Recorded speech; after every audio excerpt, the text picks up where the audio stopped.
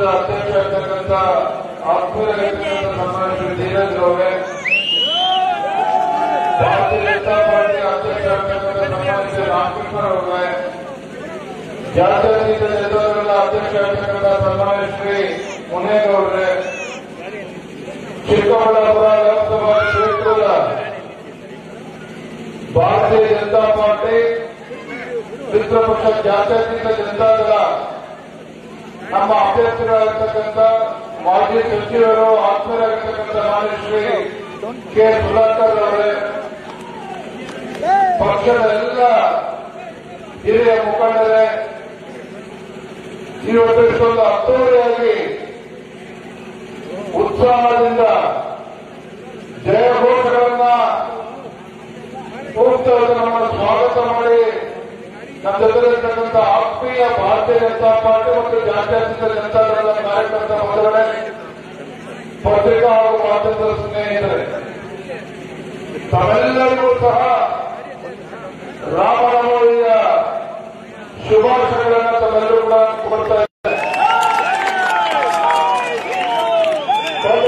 June 4ನೇ ತಾರೀಕು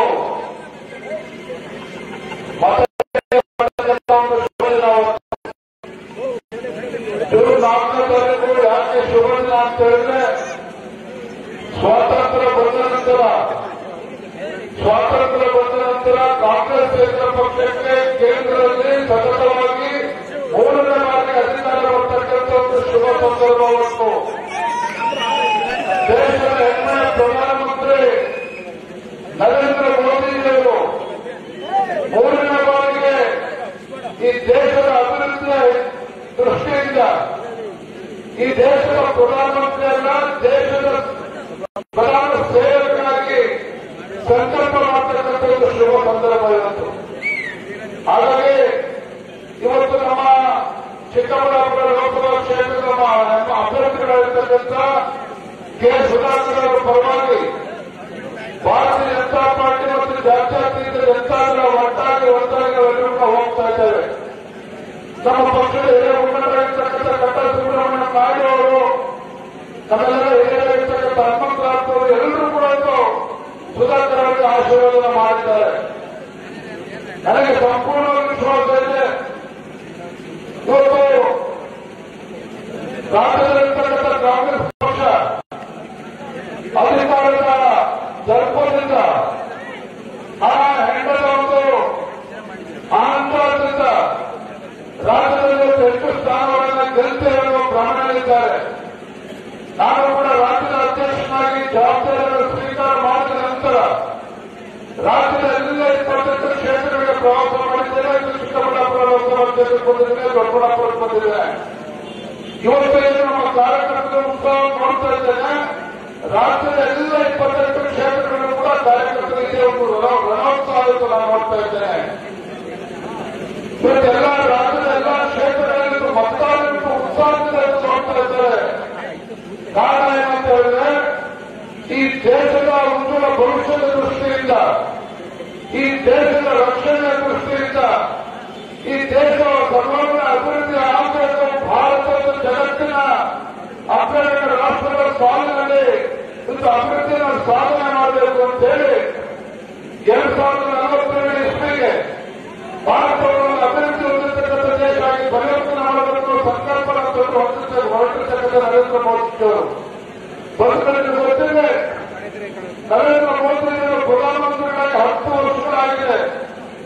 ಒಂದು ದಿನ ಕೂಡ ವಿಶ್ರಾಂತಿ ಕಳೆದುಕೊಳ್ಳದೆ ತನ್ನ ಈ ಪುಣ್ಯಾತ್ಮನ ಹೆಸರ ತಾಯಿಯೂ ಕೂಡ ದೂರ ಆದಂತ ಸಂದರ್ಭದಲ್ಲಿ 2 ಗಂಟೆಗಳ ನರೇಂದ್ರ ಮೋದಿಯವರು ಆಹ್ವಾನವನ್ನು ಹೋಗ್ತಾರೆ. ತಾಯಿಯ ಅಂತ್ಯ ಸಂಸ್ಕಾರವನ್ನು ಮುಗಿಸಿ ತಕ್ಷಣ ದೆಹಲಿಯಲ್ಲಿ ಪ್ರಧಾನಮಂತ್ರಿಗಳ ಕಚೇರಿಯಲ್ಲಿ ಕೂತ್ಕೊಂಡು ದೇಶದ ಬಗ್ಗೆ ಅಭಿವೃದ್ಧಿ ಬಗ್ಗೆ ಚಿಂತನೆ ಮಾಡುವಂತ ಪುಣ್ಯಾತ್ಮರದ್ದು ನಮ್ಮ ದೇಶದ ಪ್ರಧಾನಮಂತ್ರಿ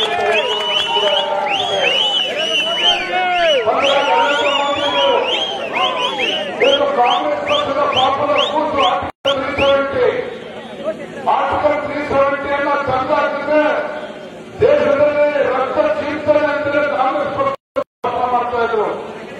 ಆದ್ರೆ ಯಾವ ಆರ್ಟಿಕಲ್ 370 ಇವತ್ತು ದೇಶದಲ್ಲಿರ್ತಕ್ಕಂಥ ಉಗ್ರಗಾಮಿಗಳಿಗೆ ಒಂದು ರೀತಿ ಸ್ವರ್ಗ ಯುದ್ಧಕ್ಕೆ ತಾನಾಗಿತ್ತು ಕಾಶ್ಮೀರ ಅಂತ ಆರ್ಟಿಕಲ್ 370 ಕೂಡ ಸಮೇತ ಕಿತ್ತಾಕಿರ್ತಕ್ಕಂಥ ಕೀರ್ತಿ ಈ ದೇಶದ ಹೆಮ್ಮೆಯ ಗೃಹಮಂತ್ರಿಗಳಾಗಿರ್ತಕ್ಕಂಥ ಆಧುನಿಕ ಒಂದು ಹಣೆಯೂ ಕೂಡ ರಕ್ತವಿಲ್ಲ ಕಾಶ್ಮೀರದಲ್ಲಿ. ಇವತ್ತು ಕಾಶ್ಮೀರದಲ್ಲಿ ಸಂಪೂರ್ಣ ಶಾಂತಿ ನೆಲೆಸಿದೆ. ಒಂದು ಕಡೆ ದೇಶದ ಅಭಿವೃದ್ಧಿ ಒಂದು ಕಡೆ ಇವತ್ತು ಕಾಂಗ್ರೆಸ್ ಪಕ್ಷ ಭಾಷಣ ಹೊಡಿತಾರೆ ಖುಷಿಯಾಗಿದೆ. ಸನ್ಮಾನ್ಯ ರಾಜ್ಯದ ಮುಖ್ಯಮಂತ್ರಿಗಳಾಗಿರ್ತಕ್ಕಂಥ ಸಿದ್ದರಾಮಯ್ಯವರು ರಾಜ್ಯದಲ್ಲಿ ಕಾಂಗ್ರೆಸ್ ಪಕ್ಷ ಅಧಿಕಾರಕ್ಕೆ ಬರುತ್ತದೆ 10 ಕೆಜಿ ಅಕ್ಕಿನ ಕೊಡ್ತಾರೆ ಬಡವರಿಗೆ ಅಂತ ಹೇಳಿದ್ರು. 1 ಕೆಜಿಗೂ ಕೂಡ ಅಕ್ಕಿ ಕೊಡೋದಕ್ಕೆ ಸಾಧ್ಯ ಇಲ್ಲ. ಇವತ್ತು ಕೂಡ ರಾಜ್ಯದಲ್ಲಿ ದೇಶದಲ್ಲಿ ಅಕ್ಕಿ ಕೊಡ್ತಿರ್ತಕ್ಕಂಥ ಕೆಲಸವನ್ನು ಬಡವರಿಗೆ ಅಕ್ಕಿಯ ಕೊಡ್ತಾ ಇದ್ದಾರೆ 5 ಕೆಜಿ ಅಂತ ಹೇಳಿದ್ರೆ ಈ ದೇಶದ ಎಲ್ಲ ಪ್ರಧಾನಮಂತ್ರಿ ನರೇಂದ್ರ ಮೋದಿ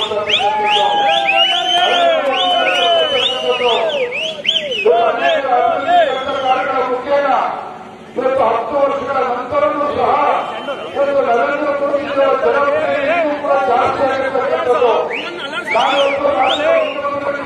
ಸವಾಲು ಮಾಡಿದ್ದೇನೆ. ಇವತ್ತು ನರೇಂದ್ರ ಮೋದಿಯವರ ಜನಸಾಧ್ಯ ಆಗ್ತಕ್ಕಂಥ ನಿಮ್ಮಲ್ಲಿ ಪ್ರಧಾನಮಂತ್ರಿಗಳ ಎನ್ಡಿಎ ಕೂಟದಲ್ಲಿ ಇದ್ದಾರೆ. ಇವತ್ತು ಪ್ರಧಾನಮಂತ್ರಿಗಳು ಅಷ್ಟು ಜನಪ್ರಿಯತೆ ಇರತಕ್ಕಂಥ ನಾಯಕತ್ವ ಎನ್ಡಿಎ ಕೂಟದಲ್ಲಿ ಇದ್ದಾರೆ ಯಾರೂ ಇಲ್ಲ. ಹಾಗೂ ನಂತರ ಕಾಡ್ತಕ್ಕಂಥ ರಾಜ್ಯ ಕಾಂಗ್ರೆಸ್ ಮುಖಂಡರು ರಾಜ್ಯದಲ್ಲಿ 20 ಕ್ಷೇತ್ರಗಳ ಗೆಲ್ಚಾರು ಪ್ರಮಾಣದಲ್ಲಿದ್ದಾರೆ. ರಾಜ್ಯದಲ್ಲಿರ್ತಕ್ಕಂಥ ಪ್ರಜ್ಞಾವಂತ ಮತದಾರರು ತಮ್ಮ ಗೂಂಡಾಟಿಕೆ ಮಾತುಗಳನ್ನ ಇವತ್ತು ನಂಬೋದಿಲ್ಲ.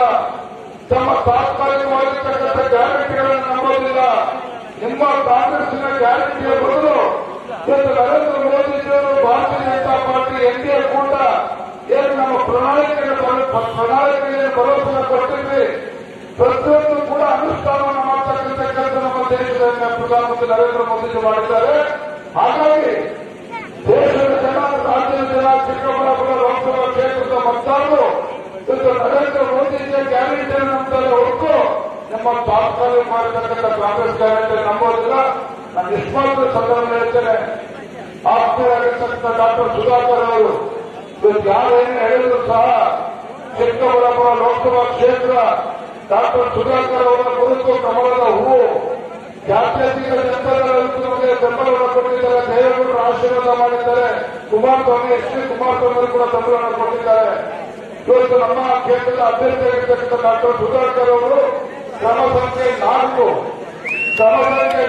ಮುಂದೆ ಕಮಲದ ಹೂವಿನ ಮುಂದೆ ಬಟನನ್ನು ಒತ್ತುವ ಮೂಲಕ ಇವತ್ತು 3 ಲಕ್ಷಕ್ಕೂ ಹೆಚ್ಚು ಅಂತರದಿಂದ ಡಾಕ್ಟರ್ ಸುಧಾಕರ್ ಅವರನ್ನು ಗೆಲ್ಲಿಸಬೇಕು. ಅದರ ಮನವಿ ಮಾಡಿದ್ದೇನೆ. ಒಂದೇ ಮಾತನ್ನು ಮುಗಿಸ್ತೇನೆ. ಇವತ್ತು ನಾವಿತ್ತು ನಮ್ಮ ಪಕ್ಷದ ಬಿಜೆಪಿ ಮತ್ತು ಜೆಡಿಎಸ್ ಪಕ್ಷದ ಕಾರ್ಯಕರ್ತರು ಏನು ನಿಂತಿರಿ, ನಮ್ಮ ಜಾತ್ಯತೀತ ನಿರ್ಧಾರದ ಅಧ್ಯಕ್ಷರಾಗಿದ್ದ ಮುನೇಗೌಡರು ನಿಂತಿದ್ದಾರೆ. ಒಂದೇ ಮಾತನ್ನು ಹೇಳ್ತೇನೆ. ಇಡೀ ದೇಶದಲ್ಲಿ ಕಾಂಗ್ರೆಸ್ ಪಕ್ಷ ಎಷ್ಟು ಜನ ಎಂಪಿಗಳು ಇರ್ತಾರೆ ಅಂತ ಹೇಳಿದ್ರೆ 40-45 ಗೆದ್ದರೆ ಅವ್ರ ಪುಣ್ಯ. ಕಾಂಗ್ರೆಸ್ ಪಕ್ಷದಲ್ಲಿ ಇಡೀ ದೇಶದಲ್ಲಿ 40-45 ಎಂಪಿಗಳು ಇದ್ದರೆ ಅವ್ರ ಪುಣ್ಯ. ಆ ಸಂಖ್ಯೆಯೂ ಕೂಡ ಬರ್ತಕ್ಕಂಥ ವಾತಾವರಣ ಇಲ್ಲ. ಹಾಗಾಗಿ ಕರ್ನಾಟಕ ರಾಜ್ಯದಲ್ಲಿ ಬಿಜೆಪಿ ಜೆಡಿಎಸ್ ಪರವಾಗಿ ವಾತಾವರಣ ಇದ್ದಾಗ ಒಂದು ಚಿಕ್ಕಬಳ್ಳಾಪುರ ಲೋಕಸಭಾ ಕ್ಷೇತ್ರದ ಅಭ್ಯರ್ಥಿ ಕಾಂಗ್ರೆಸ್ ಅಭ್ಯರ್ಥಿ ಗೆದ್ರೆ ಅಲ್ಲಿ ಹೋಗಿ 45 ಎಂಪಿಗಳು ಒಬ್ಬ ಕೂತ್ಕೊಂಡಿರ್ತಾನೆ. ಆದ್ರೆ ಸುಧಾಕರ್ ಅವರು ಗೆದ್ರೆ ಸುಧಾಕರ್ ಅವರು ಗೆಲ್ಲೋದ್ರಿಂದ ನರೇಂದ್ರ ಮೋದಿಯವರ ಕೈಗೆ ಸುತ್ತಾಗ್ತದೆ. ಸುಧಾಕರ್ ಅವರು ಗೆದ್ದರೆ ನಮ್ಮ ಚಿಕ್ಕಬಳ್ಳಾಪುರ ಲೋಕಸಭಾ ಕ್ಷೇತ್ರ, ದೊಡ್ಡಬಳ್ಳಾಪುರ ವಿಧಾನಸಭಾ ಕ್ಷೇತ್ರ ಸಂಪೂರ್ಣವಾಗಿ ಅಭಿವೃದ್ಧಿ ಕೆಲಸ ಮಾಡ್ತಾರೆ. ಹಾಗಾಗಿ ನಾವು ಕೊಡ್ತಕ್ಕಂಥ ಒಂದೊಂದು ಮತವೂ ಕೂಡ ನರೇಂದ್ರ ಮೋದಿಜಿಯವರ ಏನು ಬಲಪಡಿಸತಕ್ಕಂಥದ್ದನ್ನು ನಾವೆಲ್ಲರೂ ಕೂಡ ಅರ್ಥ ಮಾಡ್ಕೋಬೇಕಾಗಿದೆ. ನನಗಂತೂ ಎಲ್ಲರ ಉತ್ಸಾಹ ನೋಡಿದ್ರೆ, ಬಿಜೆಪಿ ಮತ್ತು ಜೆಡಿಎಸ್ ಪಕ್ಷ ಕಾರ್ಯಕರ್ತ ಉತ್ಸಾಹ ನೋಡಿದ್ರೆ ನನ್ನಂತೂ ಸಂಪೂರ್ಣ ವಿಶ್ವಾಸ ಇದೆ. ಸೂರ್ಯ ಚಂದ್ರದಲ್ಲಿ ಸತ್ಯನೋ ಡಾಕ್ಟರ್ ಸುಧಾಕರ್ ಅವರು ಒಂದು ಐತಿಹಾಸಿಕ ಗೆಲುವಿಗೆ ನಾವೆಲ್ಲರೂ ಆಶೀರ್ವಾದ ಮಾಡ್ತಾರೆ ಸಂಪೂರ್ಣ ವಿಶ್ವಾಸ ಇದೆ. ಮತ್ತೊಮ್ಮೆ ರಾಜ್ಯದ ಅಧ್ಯಕ್ಷರಾಗಿ ಮೊದಲ ಬಾರಿಗೆ ಕ್ಷೇತ್ರಕ್ಕೆ ಬಂದಾಗ, ದೊಡ್ಡಬಳ್ಳಾಪುರ ವಿಧಾನಸಭಾ ಕ್ಷೇತ್ರಕ್ಕೆ ಬಂದಾಗ ನಮ್ಮ ಧೀರಜ್ ಅವರು, ನಮ್ಮ ಎಲ್ಲ ಪಕ್ಷದ ಕಾರ್ಯಕರ್ತರು, ಜಾತ್ಯ ಬಿಜೆಪಿ ಮತ್ತು ಜಾತ್ಯ ಜನತಾದಳದ ಕಾರ್ಯಕರ್ತರು ಇಷ್ಟೊಂದು ಪ್ರೀತಿ ವಿಶ್ವಾಸಕ್ಕೆ ನಮ್ಮನ್ನು ಸ್ವಾಗತ ಕೊಡುತ್ತೀರಿ. ನಮ್ಮ ಪ್ರೀತಿ ವಿಶ್ವಾಸಕ್ಕೆ ಸದಾ ಋಣಿಯಾಗಿದ್ದೀರಿ ಅನ್ನೋ ಮಾತನ್ನ ತಿಳಿಸಿದ್ದೆಲ್ಲರೂ ಕೂಡ ಓದಿಸಿ ನನ್ನ ಮಾತನ್ನು ಮುಗಿಸ್ತೇನೆ. ಭಾರತ್ ಮಾತಾ